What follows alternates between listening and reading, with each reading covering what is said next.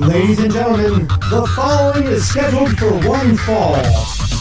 It is time for That Way Cool Wrestling Show!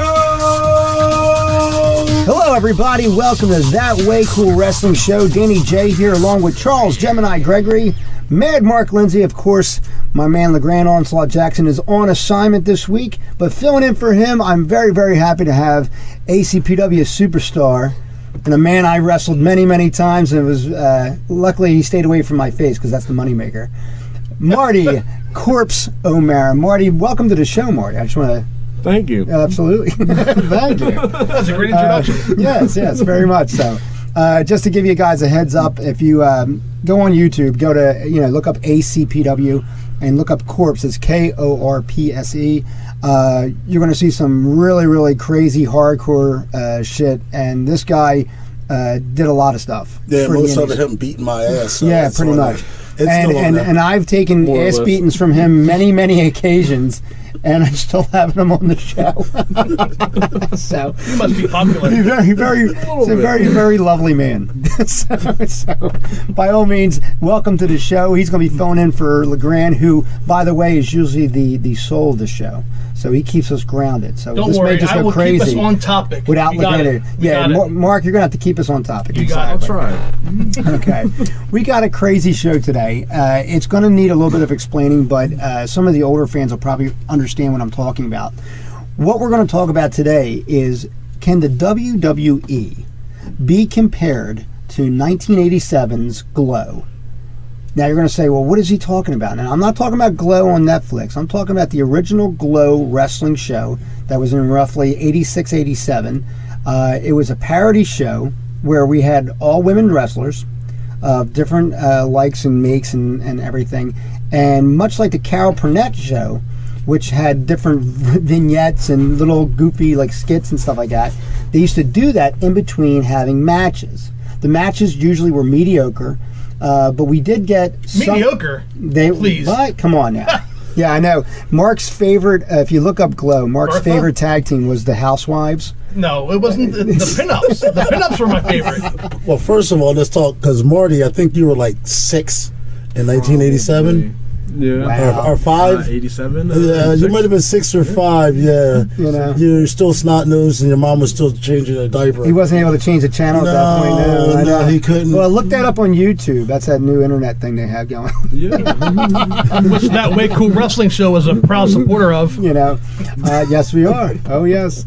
But what they used to do is have these little vignettes. Now, for those of you who are wondering how this connects to WWE, one major star actually came out of Glow, and I want to say, honestly, one major star really just stayed in wrestling. I don't know that really anybody else from Glow actually did anything beyond it, but her name back then was Tina Ferrari. Yes, Ivory. And she was Ivory in WWE. She had a long-standing career in the WWE.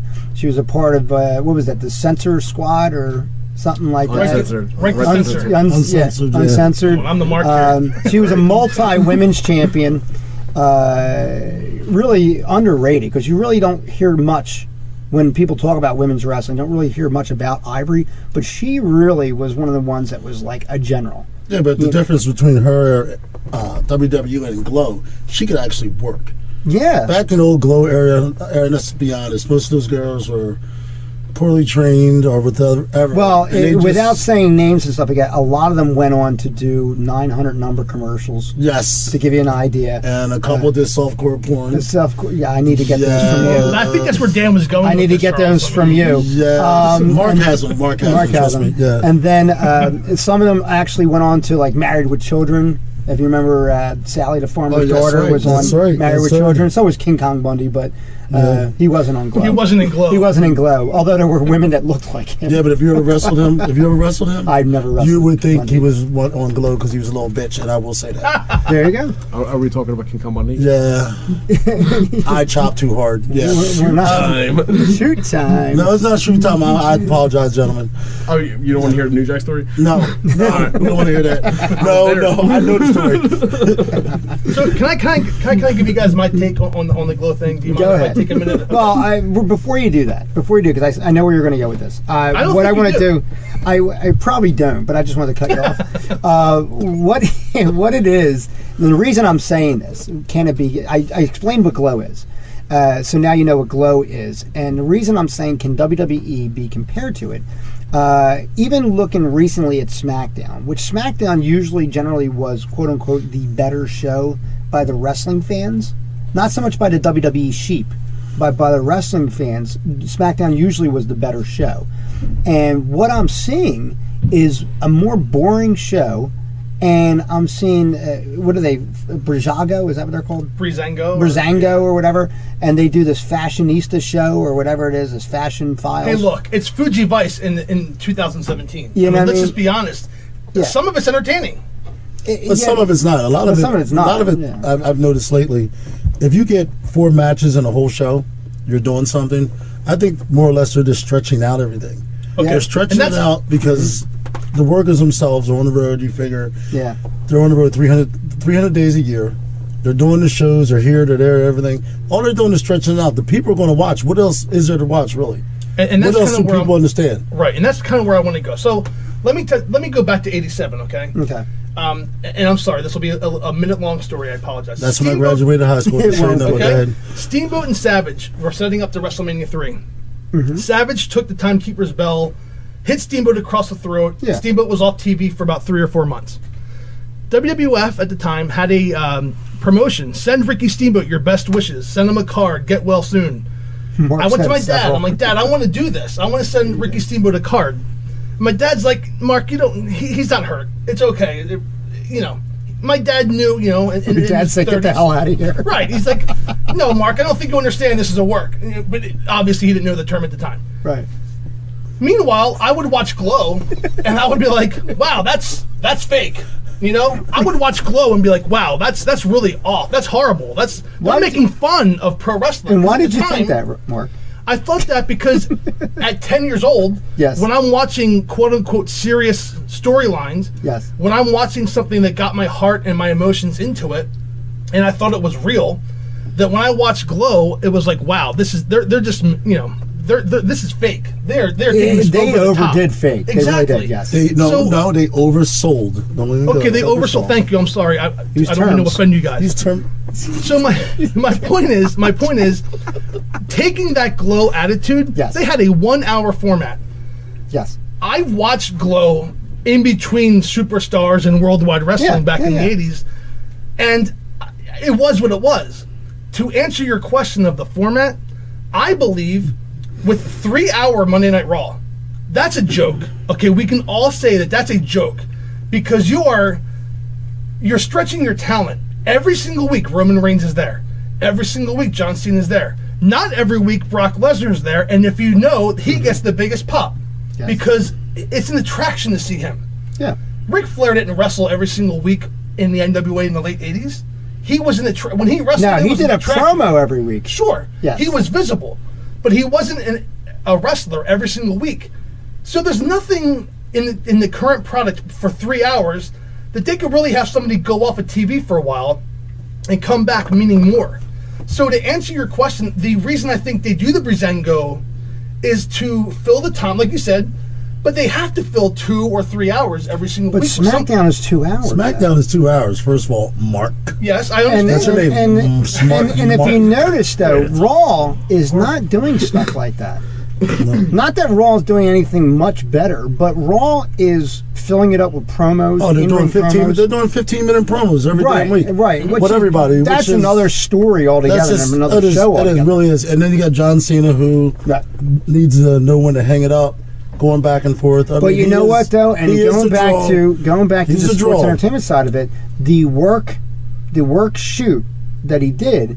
They were probably the best pop Cena's gotten in years. But you know what it is right now, but a lot of guys don't understand. I think Mark would, and even you, and I know Corpse does. I don't know if he wants to use his real name. The boy's name is Mark T. That time is changing of the guard. People don't understand the older talent. Yes. Kind of like, I have to go back to us because I think it's funny when we say ACPW, we were riding in together, we were talking about when I got too old and somebody had to carry the company, and it was It was my man here at Corpse, and we beat the hell out of each other for 32 minutes, and dropped the title, and he went on. That would make you Andre. Yeah, I'll be Andre, okay? Yeah. He want to start. Here we go. Yo, you see him starting again? We don't say nothing about him setting up the ring. But I didn't want that belt. but in all honesty, now is at the point where it is a changing of the guard. Yes. They got to get these new guys pushes. You got people like Show. We know he's retiring. Yes. There's a lot of guys out there who've been there 10, 12 years. And it's their time to move on. Cena is Hulk Hogan. He is, but he's a household name. I think, honestly, Don, we talked about this on another show. Marty, thanks for listening, because obviously you didn't catch it. We said that Cena, I think, although before, stop touching me, although before it could have been considered to be Hulk Hogan, I think now, more than ever, Cena is this generation's Sting. No. Okay, yes. Well, yes, 10 minutes in, and we're already off topic, so I'm going to be the grand. Yeah, hold on. Before we even say that, I just want to correct this gentleman here. Cena is not Sting. Sting was a humble individual. Well, I'm saying that the character Sting, and what he meant to WCW, yes, and how iconic he became. Okay. I think that's what I'm saying. Cena is equating to that more so than for you to do that comparison, for an individual that was humble and actually loved it instead of an egomaniac. Cena is an egomaniac. Well, a person is a person. I mean, but he is like he said, he is the Hulk Hogan. He's an ego dude, this, that, everything. If anyone's noticed, I watched last week, he is losing his hair. Mm-hmm. When you start losing your hair on top, do you guys still watch WWE? It's time to go. There's nothing else. The football game sucks, so that's why I was watching. But like Way Cool Jr., when your hair started losing, we knew it was time. You start spiking it. I started spiking it up. Yeah, we knew. Nothing long. We knew, but as Mark said, coming from the bald guy, we need to get back on topic. Yeah, we do understand this, but let's not even talk about him. Let's talk about this whole topic. We're kind of getting off, and every time we talk about him, I get frustrated. So. Okay, so let me bring it back then. So if you're attending live, Raw comes to Philadelphia frequently, right? A couple times a year. You're in the audience. You're a paying member. Maybe you have a grandson or a son with you or a daughter, and you're in your chair for 3 hours. And there's a 15-minute promo to open the show, a 5-minute match, a commercial break, a vignette in the backstage, a recap of, just in case you're just tuning in, it gets very boring if you attend a Raw live. Yeah. I think to kind of bring in the Breezango, Glow, WWE relationship together, I just think overall the format needs to change. If you have a WWE network special, like we can't even call them pay-per-views anymore because they're all in the network. Right. If you have that flow, that's 3 hours, and it feels it's well paced. There's matches that usually go longer because they don't have commercial breaks. Right. And they're usually that's that filler time that they're using up. Right. That they would use another thing. And see, that's the key, though. That's why you can watch a pay-per-view, because it's wrestling. Yeah, but the whole thing, one right after the other. Getting back to that, we were saying that, like, if they were to do something, I understand, like, what you're saying, you're absolutely right. And they need to get rid of some of these pay-per-views. Well, it's just, true, too, yeah. Every month you have something that's so saturated. They're doing a storyline half the time in 30 days. Mm-hmm. And it's just to the point, okay, let's get for real. Let's run the storyline 2 months, maybe 2.5, 3 months, and do 6 pay-per-views a year, and you would get a better turnout. It gives you more stories, gives the guys what I'm looking bigger build-up. Mm-hmm. I guess what I'm trying to say. Not forced. Look at Cena. You just talked about it earlier. Cena and Roman. That would have been a great match if they build it up over 3 or 4 months. If there were slow, like, things happening that kind of, I think something's going to happen here. Yeah. They forced it. But I think you need the Breezango. See, if they use Breezango, and I'm using that because you brought that up, Dan. Right. If they use that to further other, like right now, there's a possible split between Mojo Rawley and Zack Ryder. Oh, that's going to happen, absolutely. If they kind of, they're not at the top of the talent tier. They're mid-card.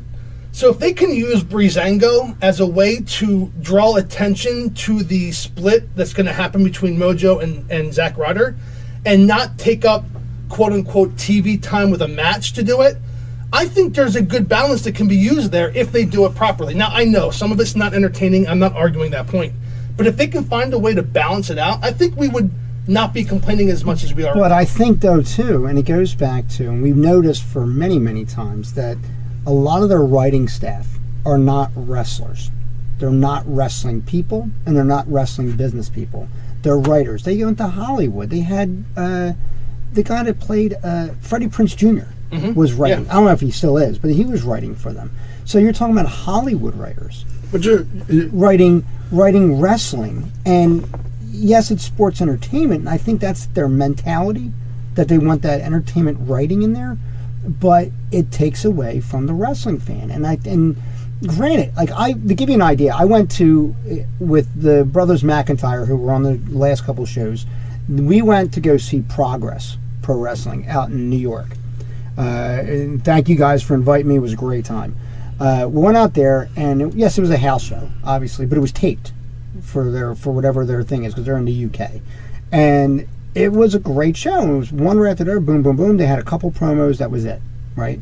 And going back to what you said about having it on a pay-per-view, if you just fill the show with scheduled matches.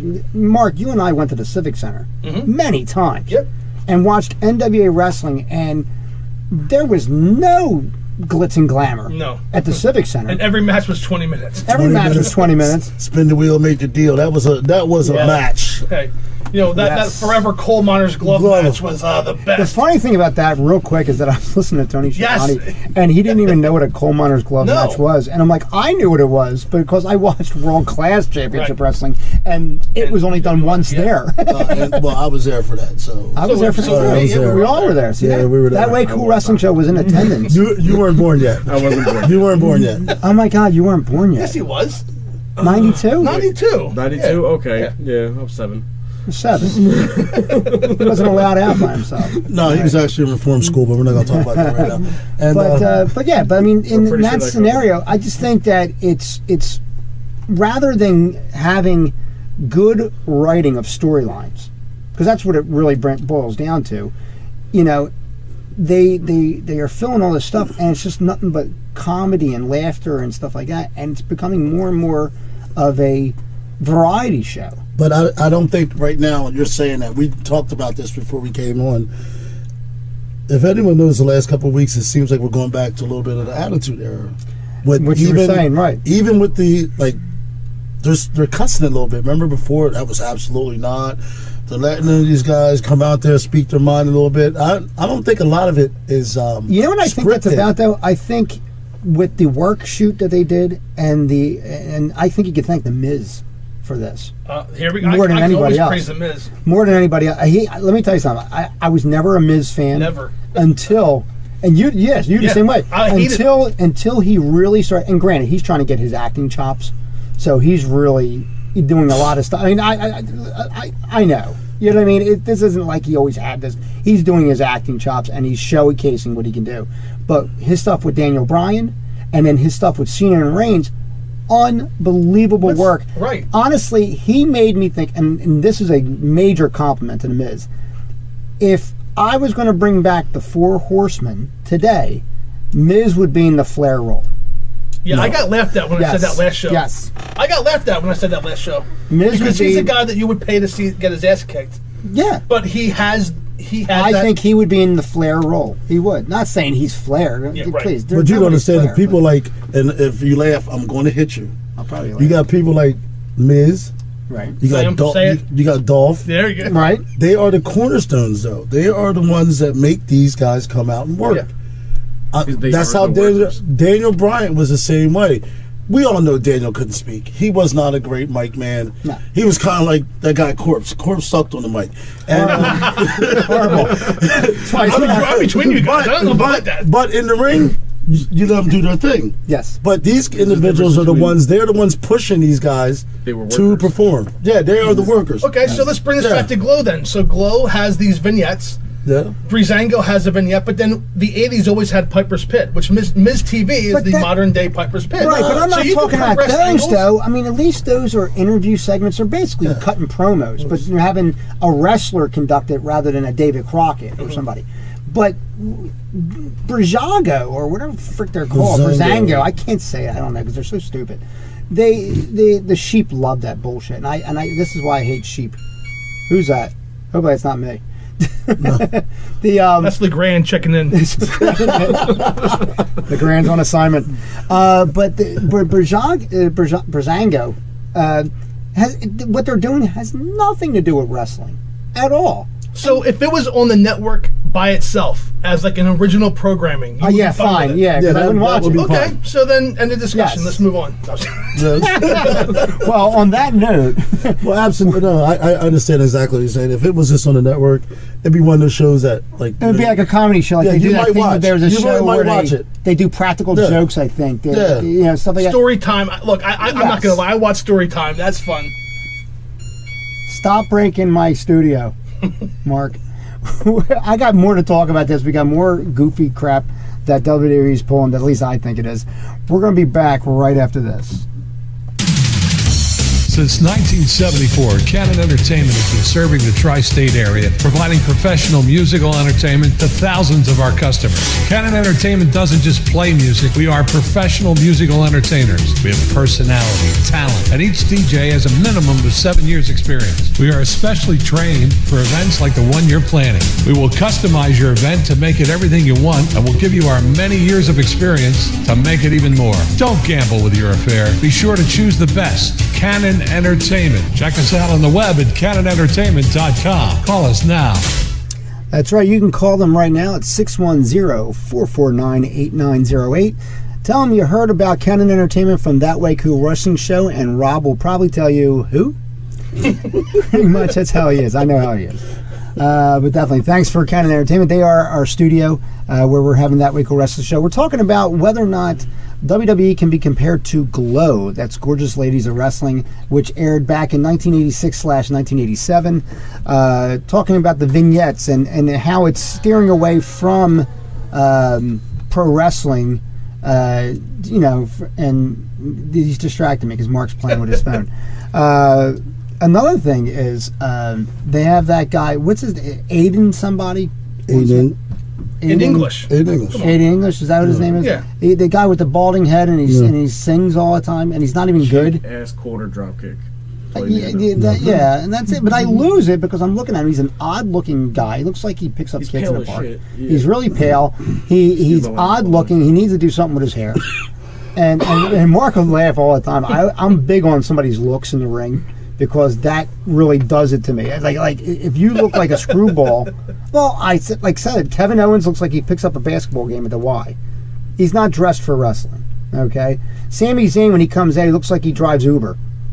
I drive Uber. Yeah, it's my point. Great. So what I want to do is, and for those of you who are on Facebook, if you go on Facebook, I think we're doing Facebook Live right now. Is that what we're doing? I just wanted to, you asked me to earlier. Yeah, I asked him to like it's impromptu. So thanks for setting that up. You really sold that well. Well, now you're making fun of me for disturbing the show. So no, I'm not making fun. I'm just saying we're on Facebook Live. Hi everybody! If you check it out, you can check us out here recording the show right now. This is not airing at the time it's being posted, but we'll be up this weekend. But this Aiden guy. He can't sing. He can't. Now, Mark, what I want you to do is I want you to call WWE headquarters and just tell them I said stop it. Yeah, I'll be right on that. Dude, it's very, very simple. You call up. This is exactly how this phone call would go. You would call up WWE headquarters and it would be like, yeah, hello, WWE headquarters, because you wouldn't address the person answering. You just address them as the company. Yeah, this is Mark Lindsay from That Way Cool Wrestling Show.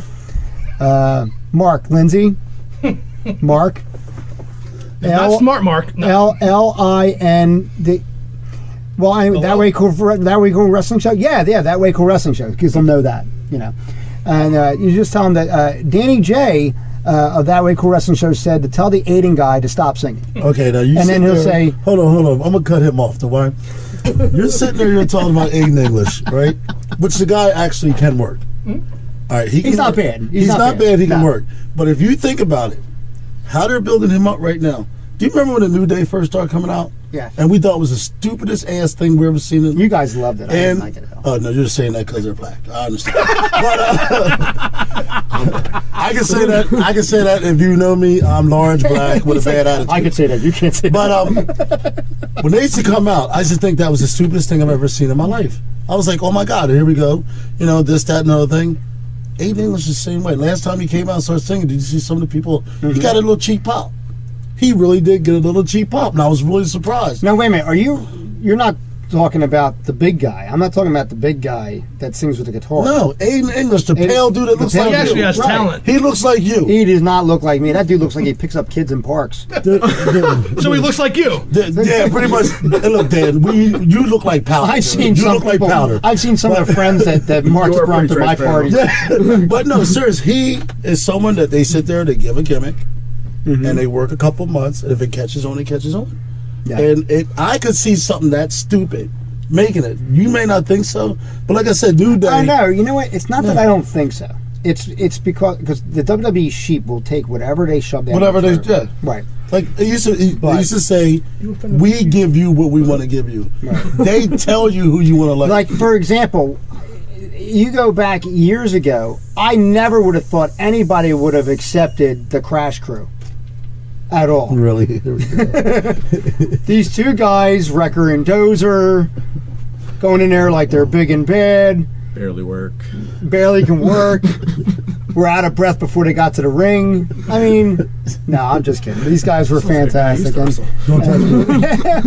Don't apologize now. Wait till I catch your ass. For those of you who are just wondering what I'm talking about, Charles Gregory was a part of that crew, and another good friend, Munch. So if he's listening, which he's probably not, because Charles doesn't even listen to the show. Oh, here we go. And remember, Munch has a badge. You better shut your mouth up. All right. I didn't see Munch in 6 years. And I've worked Munch too, and let me tell you something, Munch is just a monster. And I'm like the size of his arm. And I wrestled him. It was so horrible. But what a great time. And Marty, you were in that match. Yes. Yes, you were in that match. Yes. Does your back still hurt, Marty? My back hurts. Mine does. Mine does. Because he threw me. I struggle every day getting up.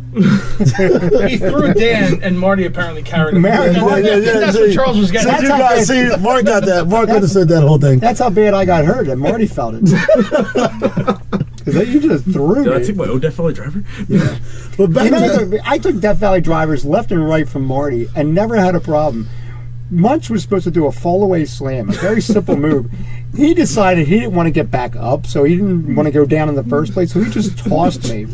And I slid underneath the turnbuckle, and I lost my breath for a second, and I'm by feet. Now, granted, the show's got to go on. So I'm under there, I'm getting kicked and stomped, and I can't breathe, and it's like, this is how it's going to end. You know what I mean? And I finally got up, and I had this, like, glazy look in my eyes, like, please, I need to tag out, because this is hurting me right now. You know who else did a fall-away slam? Big Bertha from Glow. Let's get back on top. Oh, yes. Boom. Good one, Mark. Thank you for bringing us back. Thank you for bringing us back to... LeGrand would be proud of you. Yes, he would. LeGrand, who's on assignment. Is he on assignment? He's on assignment. Yeah, Old Country Buffet. He's checking it out.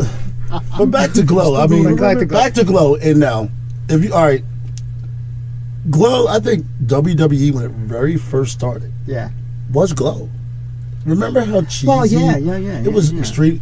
Glow was just something. It was a fad thing. They made their money. Whoever did it, they made the money. It lasted. The girls did whatever. They had like a cult following. It really was a cult folling. That's what that was. Because you're right. Because WWF was very PG. Yes. Back then, they really But it wasn't cartoony yet. If you remember, it didn't start getting cartoony until like 88, 89. Well, it wasn't cartoony. It was money. Well, that's true. Merchandise. Look, you go where the money is. We understand that. Everyone's there to make money. If that's what's going to make you money, that's pretty much what you do. Right. But for people who watch like us, it's hard because there's very good talent, and they're not getting used. They're just not getting. Well, when you think about it, though, in the WWF back then, we were always at war with Russia. Yes. Wrestling's always been at war with Russia. Nikita, and Ivan. And then when Russia went down, Canada became our target. No. It was the Sheik. The Sheik. The Iron Sheik. It went from the Iron Sheik to... Then it was the Canadians. Then it was the Canadians. Then it was Canadians. But it was always very G-rated arguments and stuff like that, and I didn't even know like why they were getting so mad at each other. You know what I mean? Basically, like the biggest thing I could say about that was like when they turned the Rougeau brothers to French Canadians with the little flags, and it's like that's why you're going to beat them up. And they got mad heat though. Yeah, they did. They got mad heat, man. You took anything. Well, how many times did you say you went to a place where they were like? I did a backdrop and they popped like a flare came out. It's like, the worst place, I think the best spot was in West Virginia. I'm in West Virginia. And all I said to the lady, I was like, yo, is that your husband? And she said, yeah. And I said, it's probably your brother too. I don't even know how that happened. I was like, sometimes I got to know when to shut up. I think I took it just a little too far. Sometimes you do. Yeah, but that's what I do. You know what? In any event, if you get a chance to watch Glow, it's something to experience because we all did watch it. And it's on Netflix. It is on Netflix. Well, it's the old one is too, right? The old one, because Glow on Netflix is a series. Yes, and that's like an actual show, which I heard is very funny. I've watched the first 4. Very good. It is. It's very good. It showed how the girls. It's also a little mature. It's not G-rated. It's not G-rated. It's not PG-rated. But it's like 15 and older nowadays. Yeah, but because 15-year-olds are delinquent. No Wrestlelicious. But if you go and you get a chance, you can go on YouTube and stuff like that. Watch Gorgeous Ladies of Wrestling, which also became POW, POWW. Terry Power. You can watch the different stuff there. There was some stuff to watch. My favorites were Hollywood and Vine. Oh, I love Hollywood and Vine. Oh my goodness. And who was I can't remember her name, the real big Hawaiian chick. Do you know what I'm talking about? I know. Well, one was the other one was Matilda the Hun. No, the big Hawaiian chick. Farmer Girl or something. She was Big Bad Mama. Like that. And she had the little sister. Remember? Yes. Oh my God. And then if you're listening, if you're still hot, you can reach me at Way Cool Wrestling. You don't even know his email. Just ask for a big got an email. Charles has an email on the show. Charles will be on assignment again. I'll be on assignment. Just call, give me a call. Wasting 2 hours putting his boots on. But the Hawaiian, there was a documentary that was out on Glow. They did like Up Now. It's like last year. Where they are now. Where they are now and stuff like that. And like some of them are like beat up. Like I think the Hawaiian, I can't think of her name, because I keep saying Kamano Went Away, but that's ACPW, a completely different woman altogether. But we'll have to look that up. Yeah, look it up. It's actually very good. To watch what it was actually very good. To see what it was, and just for the laugh factor of it, check out Glow. And I'm talking about the original Glow wrestling show from the 80s. But we're running out of time. So, once again, Marty, if you don't mind, we're going to have you back. Marty's not even paying attention. You're such a great guest. I'm looking up the Glow Girls. He's looking at the Glow Girls. He's taking your advice, Dan. There you go, say. One guy on the show that's by the way, Marty. By the way, Marty, that's really hard to do on the Metro PCS.